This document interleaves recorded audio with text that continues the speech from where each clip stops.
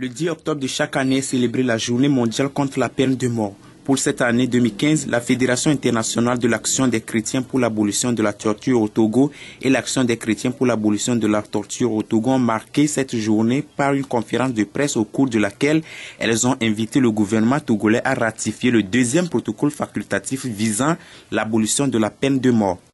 Aujourd'hui, le 10 octobre 2015, 13e journée mondiale contre la peine de mort. Et sur le plan mondial, le thème était axé sur peine de mort et trafic de drogue. Mais au Togo, nous avons axé l'attention sur la vindicte populaire parce que selon les enquêtes et des données, on a pu reconnaître qu'il y a une recrudescence de la vindicte populaire. Donc, nous exhortons nos compatriotes à savoir que nul n'a le droit de se faire justice et que la vie est sacrée et qu'au même moment, nous disons à ceux qui se livrent à des actes de vandalisme tels que le vol et le braquage que c'est la tolérance zéro que nous demandons. La vindicte populaire n'a jamais résolu un problème, mais la vindicte populaire, ce qui fait mal dans ce phénomène, c'est que parfois il y a des innocents qui sont sacrifiés sur l'autel de la vindicte populaire.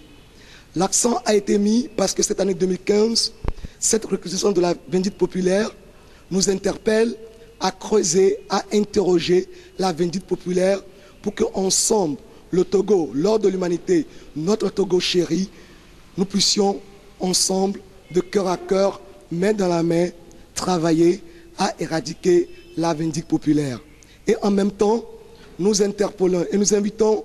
le gouvernement togolais, à travers la FIACAT et la CAT Togo, à ratifier le deuxième protocole facultatif se rapportant au pacte international relatif aux droits civils et politiques. Et nous tenons à féliciter déjà l'Assemblée nationale togolaise qui a autorisé l'adhésion à ce protocole. Et nous disons au gouvernement, si c'est un oubli, de ratifier ce deuxième protocole, parce que ce protocole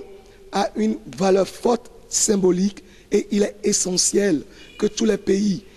qui deviennent partie à ce protocole puissent le ratifier. Le Togo a adhéré au pacte international relatif aux droits civils et politiques le 24 mai 1984, mais n'a toujours pas adhéré au deuxième protocole facultatif se rapportant au pacte international relatif aux droits civils et politiques visant à abolir la peine de mort.